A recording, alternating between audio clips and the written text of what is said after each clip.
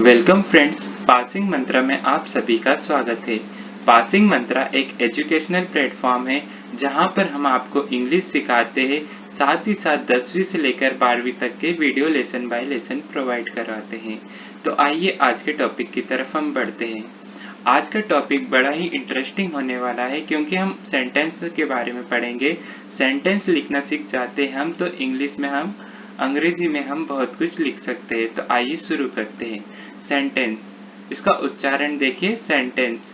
अब इसका अर्थ क्या होता है? इसका अर्थ होता है वाक्य। ठीक है, अब इसकी परिभाषा हम समझते हैं। इसकी परिभाषा होती है शब्दों का ऐसा समूह जिससे पूर्ण भाव व्यक्त होता हो। क्या? जहाँ जिससे पूर्ण भाव व्यक्त होता है उससे हम सेंटेंस कहते हैं या वाक्य कहते हैं। तो आइए हम उदाहरण के लिए समझते हैं। दिव्या रीडिंग बुक्स, मतलब यहाँ पर लिखा है कि दिव्या किताबें पढ़ रही है। तो यहाँ पर हमने पूरा भाव व्यक्त करा है हमारा, तो ये सेंटेंस कहलाता है। तो आइए आप समझे होंगे, आगे हम बढ़ते हैं। देखिए यहाँ पर है टाइप्स ऑफ सेंटेंस। एक होता है पार्ट्स ऑफ सेंटेंस और एक होता है टाइप्स ऑफ सेंटेंस।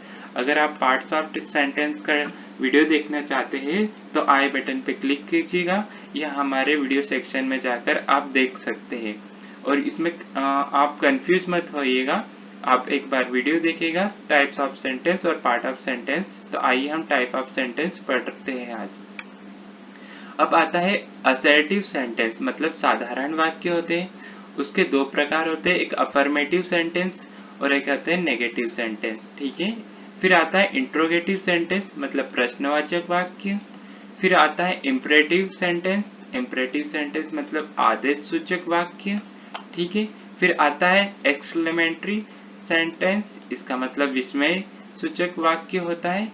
फिर आता है ऑप्टेटिव सेंटेंस, ऑप्टेटिव सेंटेंस मतलब इच्छा सूचक वाक्य। अब हम इन्हें अच्छे से डिटेल में समझते हैं। तो आइए हम आगे की ओर बढ़ते हैं।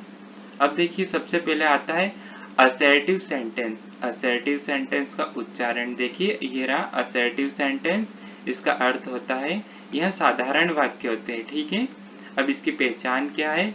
वे वाक्य जो कथन करते हैं या सूचना देते हैं। ठीक है, वे वाक्य जो कथन करते हैं, ये चीजें समझा करें। इसकी पहचान और ये प्रयोग रहता है, हमें कहाँ करना रहता है, ये चीजें जरूरी रहती। वे वाक्य जो कथन करते हैं और हमें सूचना देते हैं। ठीक है, अब जैसे उदाहरण के तौर पे हम समझते हैं। देखिए, राम रीड्स अ बुक, मतलब राम क्या पढ़ रहा है? किताबें पढ़ रहा है। तो हमें यहाँ पर सूचना भी मिल गई और कथन भी हो गया। ठीक है, सी गोज टू स्कूल, मतलब वह स्कूल के लिए स्कूल जाती है। तो ठीक है, यहाँ पर हमें उसकी जानकारी मिली, किसी भी लड़की के बारे में बताया। तो ठीक है, आप इतना समझे होंगे। अब आगे की तरफ बढ़ते हैं।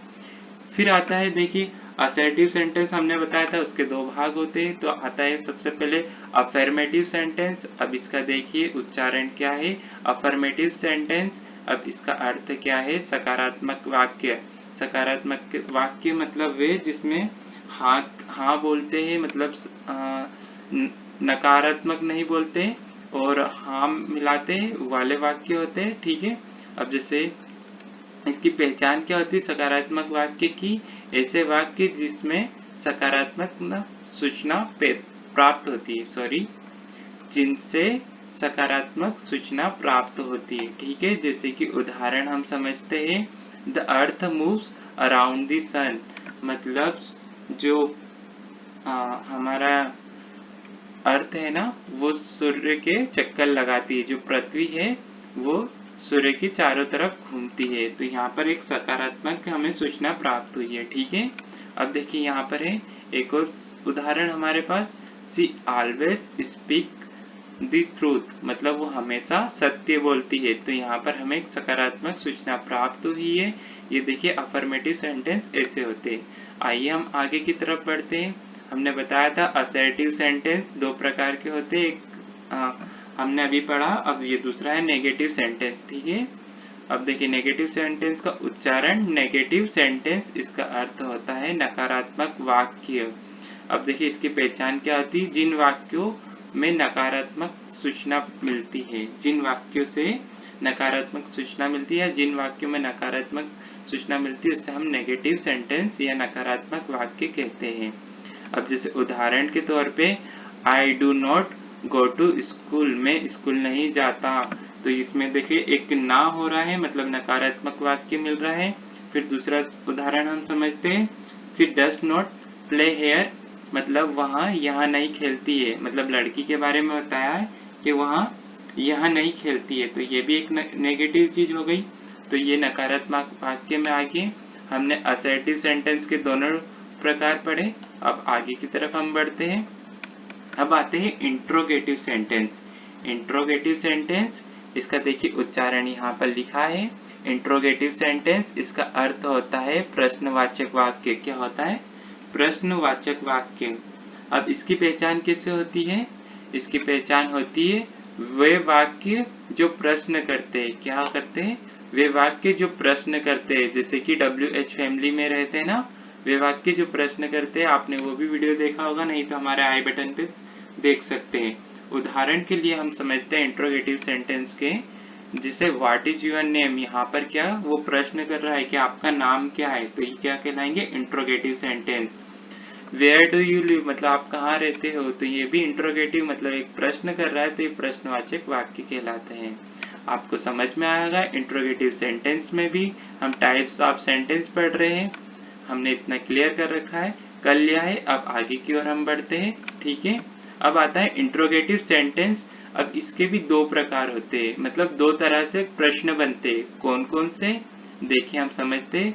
प्रश्नवाचक वाक्य, प्रश्नवाचक शब्द रहते हैं, जैसे कुछ who, which, when, where, why, how, ये देखिए हमने सब WH फैमिली में पढ़े हैं। आप हमारा वीडियो देख सकते हो। अब देखिए हम इसको समझते हैं। पहला प्रकार कैसा रहता है इंट्रोगेटिव सेंटेंस का? ये जो शब्द रहते हैं सभी जिससे प्रारंभ होते हैं ना, तो वो प्रश्न बन जाता है। जैसे हमने पढ़ा था अभी व्हाट इज योर नेम, तो वो व्हाट से स्टार्ट हो रहा था, तो एक प्रश्न बन गया। अब देखिए ये क्या होते हैं? प्रश्नवाचक शब्द के बाद सामान्यतः सहायक क्रिया आती है, सहायक क्रिया का प्रयोग किया जाता है। तो इसका पहला प्रकार क्या हो गया? वे शब्द जो इन सभी से स्टार्ट होते हैं और उसके बाद सहायक क्रिया का प्रयोग किया जाता है, तो वह एक इंट्रोगेटिव सेंटेंस का एक और टाइप हो जाता है। जैसे कि हम समझते हैं who is your sport teacher. अब देखिए यहाँ पर उसने पूछा है कि आपकी स्पोर्ट टीचर कौन है, तो यहाँ पर हु का भी यूज करा है और उसके बाद एक सहायक क्रिया का भी यूज करा है। अब देखिए दूसरा हम समझते हैं व्हाट इज योर नेम। अब उसने वापस पूछा है कि आपका नाम क्या है, तो यहाँ पर उसने प्रश्न हमारा ये लगाया है, क्वेश्चन मतलब हमारा प्रश्नवाचक लगाया है, और उसके बाद देखिए यहाँ पर क्या लगाया है? सहायक क्रिया लगाई है। अब आगे बढ़ते हैं। अब कुछ प्रश्न ऐसे होते हैं जो सहायक क्रिया से ही स्टार्ट होते हैं। ये दूसरा टाइप है हमारा इंट्रोगेटिव का। जैसे कुछ शब्द ऐसे होते हैं जो सहायक क्रिया से ही स्टार्ट होते हैं, कुछ प्रश्न ऐसे होते हैं, ठीक है। तो जैसे आर यू रीडिंग हेयर, मतलब आप यहाँ पढ़ रहे हो। देखिए यहाँ ये होती है हेल्पिंग वर्ब, पर इसी से स्टार्ट हो रहे हैं, तो ये एक और टाइप हो जाता है हमारे प्रश्नवाचक का। अब देखिए यहाँ पर एक और आ गया, यहाँ पर क्या आ गई? Helping verb. Is she a good girl, मतलब उसने पूछा है कि वहाँ एक अच्छी लड़की है। ये क्वेश्चन पूछा उसने, क्या वहाँ एक अच्छी लड़की है, इसका मतलब ऐसा हो जाता है। तो आपने इंट्रोगेटिव सेंटेंस कैसे दो तरह से बनाते हैं वो समझे होंगे। एक जो हमारे प्रश्नवाचक शब्द रहता है उनसे ही, और एक रहता है हेल्पिंग वर्ब, उनको पहले रखकर बनते हैं। और याद रखिएगा दोनों के पीछे क्वेश्चन मार्क आता है। इंट्रोगेटिव सेंटेंस में सबके पीछे क्वेश्चन मार्क आता है, ठीक है। क्वेश्चन मार्क ये याद रखिएगा। आई होप आप अच्छे से समझ रहे होंगे। हम आगे की तरफ बढ़ते हैं। फिर आता है इम्पेरेटिव सेंटेंस, ठीक है। अब इसका उच्चारण देखिए, इम्पेरेटिव सेंटेंस। इम्पेरेटिव सेंटेंस, अब इसका अर्थ क्या होता है? आदेश सूचक वाक्य। मतलब यहाँ इसकी पहचान हम समझते हैं, जिन वाक्यों से आदेश, निवेदन, सुझाव या प्रस्ताव दिया जाता है। क्या होता है? जिन वाक्यों से आदेश दे रहे हैं या निवेदन कर रहे हैं या कोई सुझाव दे रहे हैं या कोई प्रस्ताव रख रहे हैं, तो उन सबको क्या बोलते हैं? इम्पेरेटिव सेंटेंस बोलते हैं, ठीक है। अब जैसे उदाहरण के लिए हम समझते हैं सिट डाउन मतलब हमने किसी को बोला है सिट डाउन, मतलब हम उसके आदेश कर रहे हैं या निवेदन कर रहे हैं कि आप बैठ जाइए। ठीक है, अब यहाँ पर हम दूसरा उदाहरण समझते हैं। ओपन दी विंडोज मतलब खिड़की खोल दीजिए, मतलब हम या तो उसको आदेश दे रहे हैं या उसको एक मतलब निवेदन कर रहे हैं कि खिड़की खोल दीजिए। फिर देखिए हम एक और चीज समझते हैं, please give me a cup of T, मतलब कृपया मुझे एक चाय का कप दीजिए, मतलब चाय का कप दीजिए। ठीक है, तो हम या तो उसको ना आदेश कर रहे, निवेदन कर रहे या कुछ भी कर रहे हैं। ठीक है, अब यहाँ पर हम देखिए वर्क केयरफुली हम उसको ये बता रहे हैं कि आप सावधानी पूर्वक वर्क करो, तो हम यहाँ पर उसको सुझाव दे रहे हैं या उससे निवेदन भी कर रहे हैं। अगर हमने पोलाइटली करा है तो हम उसको निवेदन हो जाएगा। ठीक है, तो हम यहाँ पर हमने समझा इम्परेटिव सेंटेंस को समझा। अब हम और आगे बढ़ते हैं। फिर आता है एक्सक्लेमेटरी सेंटेंस। ठीक है, एक्सक्लेमेटरी सेंटेंस, अब इसका उच्चारण यहाँ पर देखिए।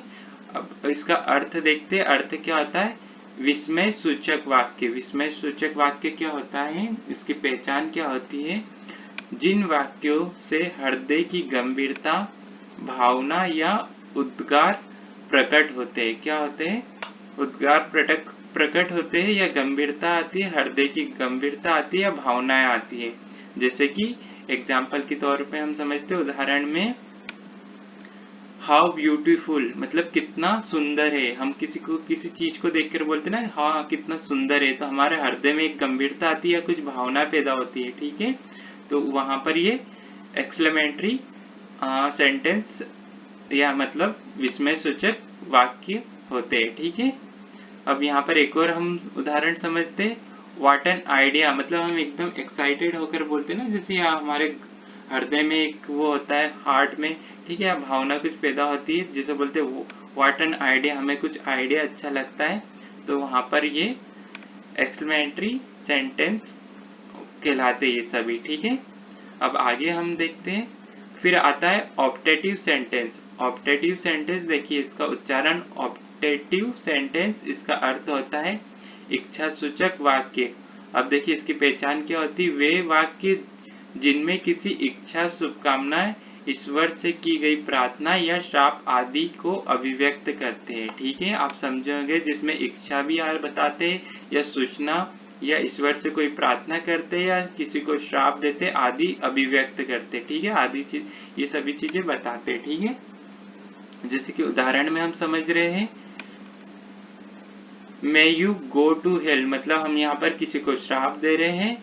देखिए मे यू लिव लॉन्ग मतलब यहाँ पर हम किसी के लिए शुभकामनाएं कर रहे हैं। ठीक है, कि आप ज्यादा जियो।